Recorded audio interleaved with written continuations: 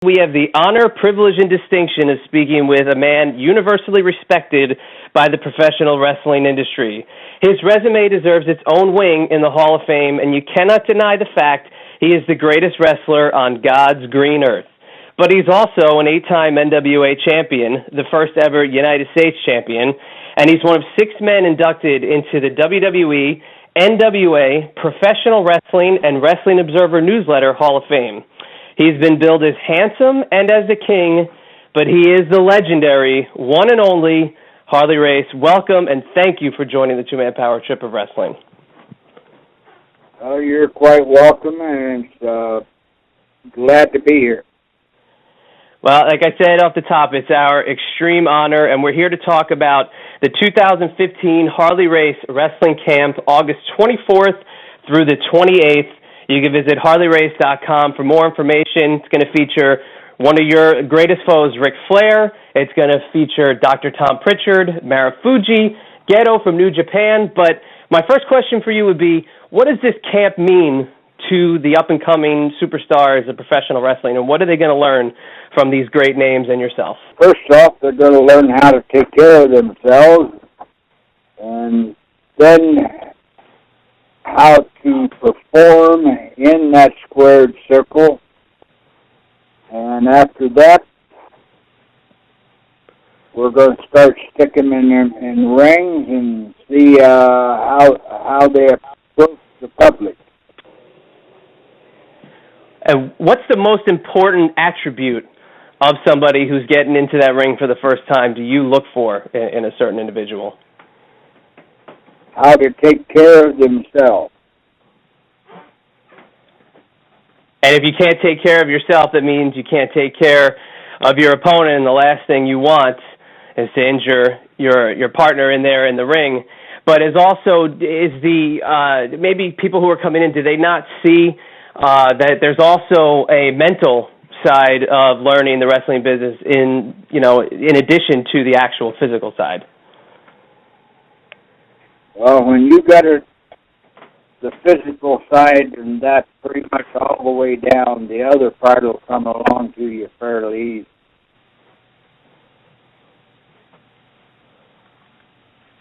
Now, Mr. Race, you had a tremendous feud with the Nation Boy Ric Flair, and Ric Flair will be at this camp. So what is it like to have Ric Flair, and yourself in this camp training a lot of these guys? Well,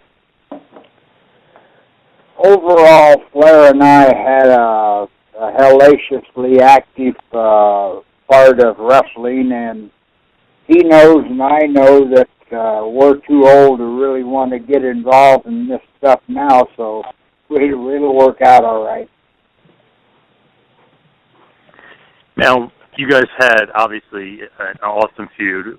Feud of the year in 1983, match of the year in 1983 at Starrcade, of course. You had the bounty, you had everything else. It was just an awesome feud going for you. But behind the scenes, there was somewhat of a controversy involving you dropping the title to Ric Flair. What is the true story behind, everything leading up to Starrcade 1983? Well, in 1983, Flair was just starting to really get involved, and I was at that point in time peaking, and I didn't think he was ready.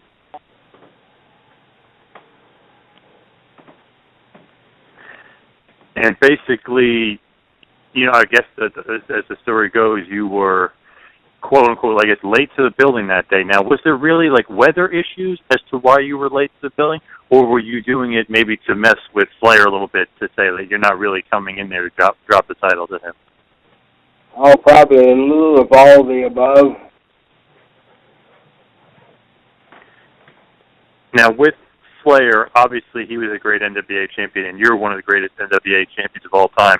But do you think that Rick evolved into what you wanted him to be as far as an NWA champion? Yes. Once he got really involved in the championship part of it, he came along to be one of the best at it. Well, without a doubt, he's definitely one of the greatest of all time. And in that match in Starrcade '83, I personally thought it was a great, great match. But what did you think of that match?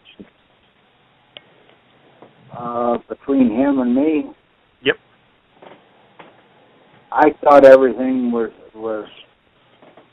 pretty good. Flair had proved to be a good hand in the ring, and he was in there with the absolute very best. So, went pretty easy from there. Definitely. Now, another guy that you feuded with, another absolute legend, was the American Dream, Dusty Rhodes, and he has passed away recently. What are your thoughts and memories on the American Dream, Dusty Rhodes? Dusty was probably one of the best interview people in wrestling. He could talk about anything on the face of God's green earth and make it sound like it's extremely important, but then he'd always throw in the reminder, I'm better. Now, as far as in-ring, how did you like your matches with Dusty? Because you guys had some great matches for the NWA title. Overall, Dusty could perform in that ring as well as just about anybody. Yeah, I guess a lot of people have a little bit of a misconception about Dusty because of his body, that he couldn't go, but obviously he had hour-long matches, and he was actually a pretty damn good wrestler. You agree? Yes, he was. Do you have any fond memories, any matches that stick out that you and Dusty had? Maybe matches over the NWA title? Too many to really count. I never really had a bad performance with Dusty on any match we ever had. Now, there's very few people you can say that about. Yeah. Now, speaking of great matches that you had a great feud with another legendary NWA champion, Jack Briscoe. What was it like working with Jack Briscoe? Well, either one of the Briscoe brothers were good. Jack was the best of the group, but he was a tough guy. Any matches with him that really stick out? Because I know you guys had a bunch of tremendous matches, even where some title changes happened. Well, like I said, he was as good in the ring as about anybody, except me. I was always better, but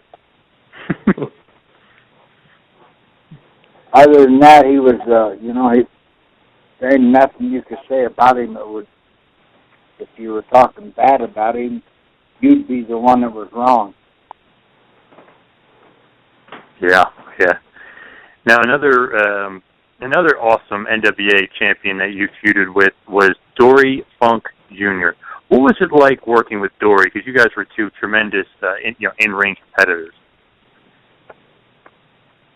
Dory was very, very good in the ring. Him and Terry both were great. I can't really mention one without mentioning the other. Do you have a preference over who do you think was a better in-ring performer, or maybe someone that between them that you had better matches with? Between the two of them? Yep. No, it would be just kind of a flip of a coin. Dory, you could have a little bit better of a wrestling for wrestling. Terry was good at wrestling, but he was also very, very good at scrambling. Yeah, definitely. Now, if you had to pick, obviously besides yourself, because you're obviously at the top of the list, but else would you consider a great NWA champion? I mean, out of that list, who do you think would be the best? Dusty, Flair, Jack Briscoe, Dory, or maybe even Terry Funk? Damn near any one of the above. You kind of put them all on the same plane as far as being a great NWA champion?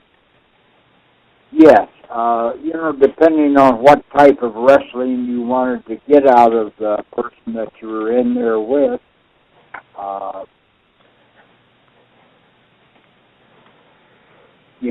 from there you just kind of measure out who you think, and you look at it and you'd probably be right. Yeah, definitely. Now, another guy that you definitely had a lot of in-ring interaction with throughout your career was Andre the Giant, and I don't think a lot of people realize how many times Harley Race body slammed Andre the Giant before the body slam heard around the world that everybody talks about with Hogan. But what are some of your memories of working with Andre? And when it was time to get him up for that slam, was there any reservations on your part? Well, the only reservation would be to have everything at the right spot at the right time and to be able to come up with it. Because you were lifting the world's hugest athlete. Oh, yeah. Now, you guys also, forgive me if I'm wrong, but I believe you also teamed with Andre. And I guess he's better on your side than on the other side, right? A hell of a lot better.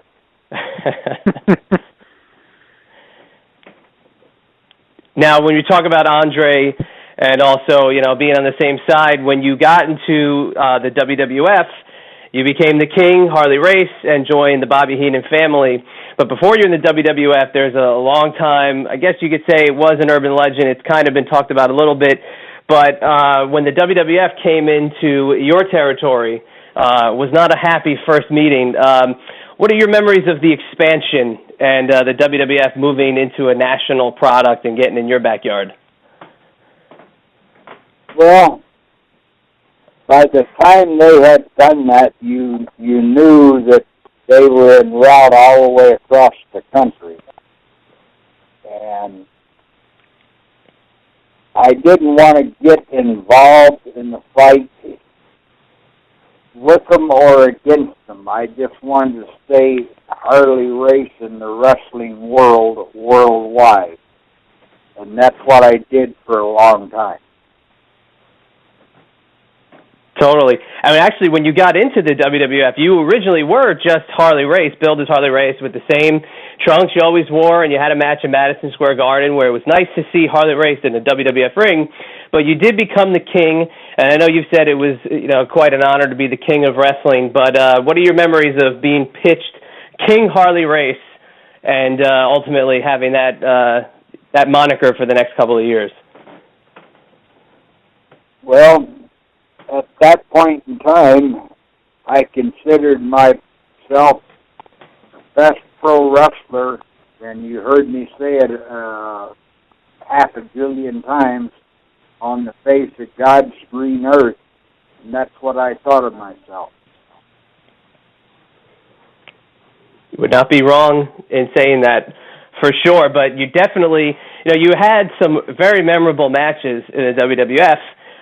One I'll get to in a minute, but another one that I think a lot of people forget is you had a lot of Texas death matches with Hulk Hogan, and knowing the history the two of you had leading into the WWF. How was working a Texas death match with Hogan, and did you definitely maybe have a little bit more fun with that than you should have? Well, I could do pretty much what I wanted to do with just about any wrestler of that era. And that's why I was where I was at that point in time, and by going into the WWE, that King's crown was the only thing that was higher on a worldwide basis, and that's where I got to. Yeah, no, definitely, without a doubt. And with Hogan, too, there's been talk of backstage, confrontations between the two of you. Was he easy to work with, and did he see you as a threat because of your past, or do you think it was also maybe a little level of respect that he was showing to you? I think it's kind of a combination of all the above. Yeah, some of those Texas death matches I definitely implore people to go find. But one other thing I was mentioning before is the match you had, and it's almost like the dream battle of the tough guys. And that's at the Royal Rumble in 1989. It was right at the end of your run in the WWE, and that was against Haku, also known as Meng. But what are some of your memories of getting to work with him and pass the torch of the crown over to Haku? Well, at the time that was happening, I had made up my mind that once this does happen and I worked myself out of it, I was totally retiring from the wrestling part of wrestling and got involved into the promotional end of it, and which is where I'm still at today. Now, also in the WWF, we kind of talked about it a little bit with Hulk Hogan, but there's I guess a story out there that you guys had some sort of backstage altercation, when you first got to the WWF. What was that all about? Did you and him get into a fight backstage, or what happened between you and the Hulkster? No, we didn't get into any fight. I think Hogan knowed a little better than that. What was it about? Whether he admits that, I don't know. Now, what was the actual the fight about though? Was it something that happened in the ring, or was he unhappy with something, or were you just unhappy with something?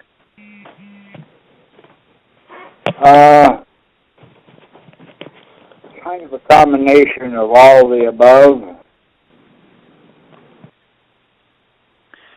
Okay, gotcha. Now, moving on from the Hulkster, you had a little bit of feud with the Junkyard Dog as well. What was it like working with JYD, and what was it like wrestling at WrestleMania 3? Because that was a huge, huge audience, one of the biggest, attendance of a wrestling event of all time.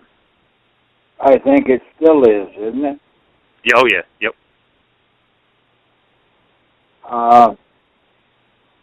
Going in the ring with anyone of a ear where, I'd never ever been up there with Vince and around where his people performed.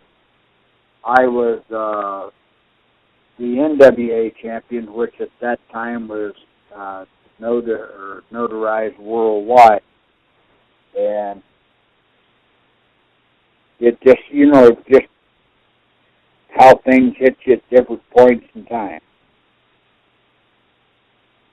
Yeah, I mean, definitely true. I mean, that was a huge, huge audience for WrestleMania 3, but you were kind of used to working with some obviously big audiences. I mean, you were part of Starrcade, part of many huge NWA mega events, but also in Japan. And what was it like wrestling in Japan? Japan, for me, I have always enjoyed, and I have been over there, probably 78 or 79 times total, from the first one to the last one. And I love going over there because of the respect I got out of not only the people, but all of the companies. Yeah, no doubt. Super amount of respect for you, and it kind of raised the level of the NWA title a little bit too, because it's made it more of a world title that you're defending the title in Japan, and a guy that you feuded with a lot of the time over there, and switched the belt a little bit back and forth a few times, was the Giant Baba. What was it like working with him in All Japan Wrestling? The Giant was good in the ring, but in general was one of the nicest people that you could have ever met anywhere on the face of God's green earth. Do you think that giving him the world title in Japan helped out the NWA and helped out the fans over there because they, seeing their own homegrown guy winning a prestigious title like that over a legend like yourself? I know it took him to the overall winning position against all of the other crap that was going on in Japan at that point in time. Yeah, oh yeah. Now, as we wind down here and we start to head towards the end, I just also have to ask about another Japanese legend that you had the pleasure of working with, Jumbo Tsuruta. What was it like working with a great wrestler like Jumbo? Kind of an underrated guy, too. Yeah, he was very underrated. In the ring, he could perform with just about anybody. And he could also protect himself just about anybody. He was just a hellaciously nice guy. Definitely. I think if anybody out there hasn't seen some Jumbo Tsuruta matches, they need to go out and check them out immediately. He's the first ever Triple Crown champion for All Japan Wrestling. Just an amazing talent. Now, just getting back to you, and we mentioned before about how you basically, in 1989, you saw the end of your career and you were looking to retire. And as you went back to WCW, you managed Big Van Vader and at one point also Lex Luger. But what was it like going from a wrestler to a mentor? It's almost kind of what you're doing now, but being the mentor and the manager of Big Van Vader.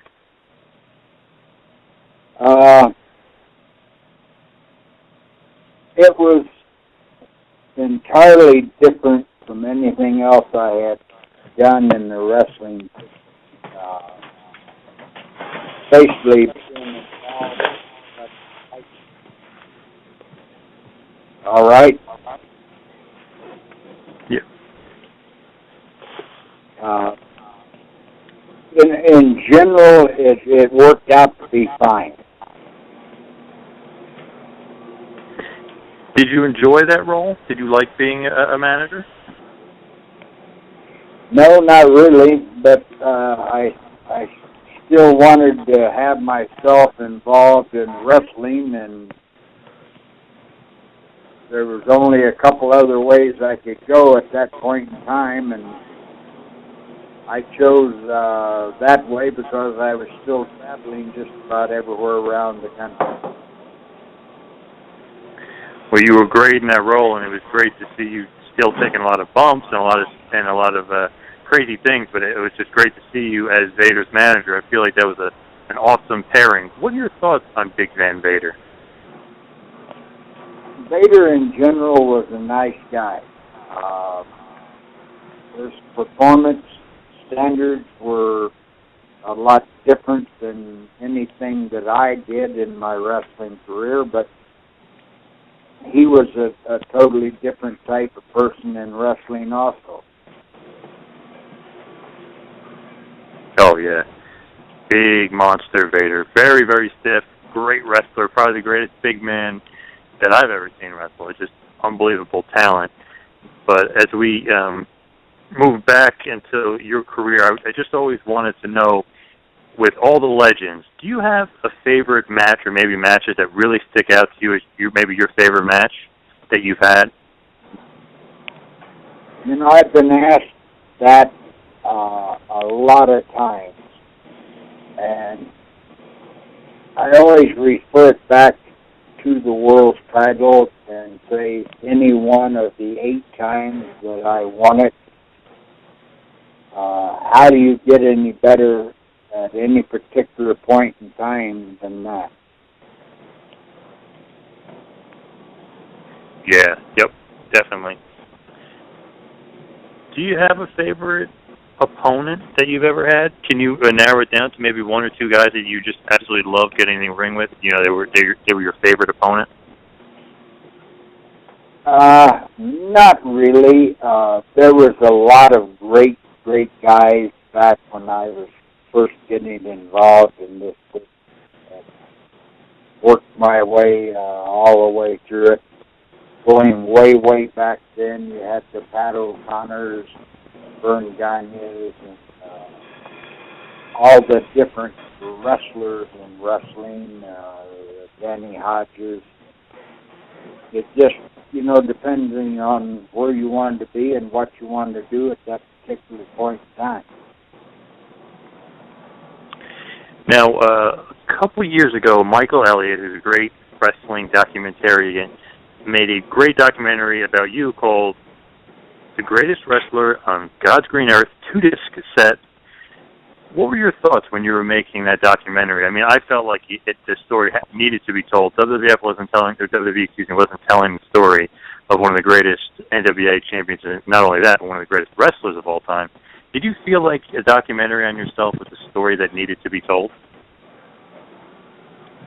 I suppose as good as it could be told at that particular point in time. It was pretty straight up and straight across. If anyone out there hasn't seen it, I really encourage you to go get it, because it's a great, great look. You get from the beginning of Harley Race's career to the end, and everything in between. So it's just unbelievable, and you even get some matches on there and everything else. It's really, really cool stuff. Really, really great stuff. But I just have to bring this back to the Harley Race wrestling camp that's coming up. Ric Flair, Ghetto, Dr. Tom, Marufuji will all be there. Who are you looking forward to seeing? Are you looking forward to training with Rick the most? Flair and I have always had a great understanding amongst ourselves that when we weren't in the ring, neither one of us is going to try to put ourselves one above the other, and it'll be the same way here. The kids know that he was one of the greatest there ever was, and right along with myself. Oh, without a doubt. And just before I just have one more this is an interesting one. If you had the choice, if you could main event one more huge match, would it be at Starrcade or would it be at WrestleMania? Either one of the above. That's a fair choice. I can't say you picked the wrong one, but also, what is the legacy of Harley Race, and what's that one piece of advice you give your students when they sit down?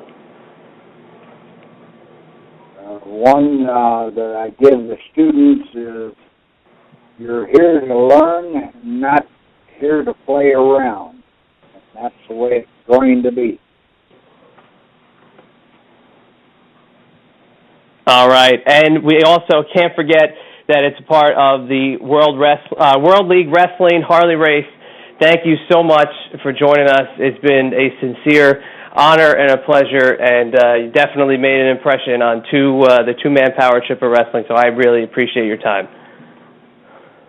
Well, thank you very much for having me, and I greatly appreciate being able to talk to the world.